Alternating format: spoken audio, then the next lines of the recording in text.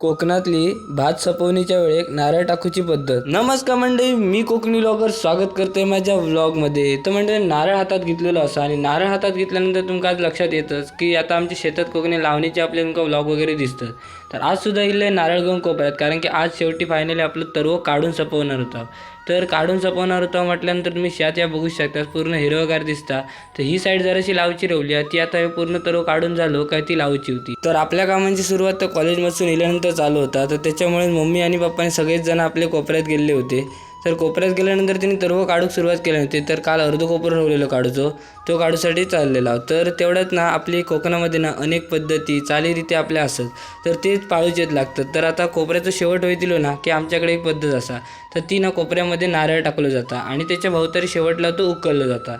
आणि नारळ उकळल्यानंतर तो नारळ घराकडे वगैरे नेलो जाता आणि आपला जी यंत्र असतात किंवा आपण जे ना शेती करता त्याच्यासमोर फोडलं जातं, कारण की आपलं तरव्याचं शेवट झालं म्हणून।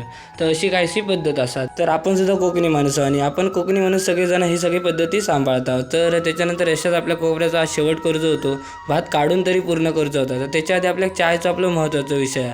तर पार्लेजीचा बिस्किट आणि त्याच्यावर चाय एक नंबर लागतं आणि असं या कोपऱ्यातलं वातावरण असलं काय अजूनच भारी वाटतं। तर सगळ्या जणांचा आपला निम्म्या शिम्म्या आपली पेंडी पाठी तुमका दिसतं। तर काढून झाला आता थोडासाच राहिला, त्याच्या आधी म्हटलं चाय घेऊया, कारण की चाय घेतली की जरा एनर्जी येतात।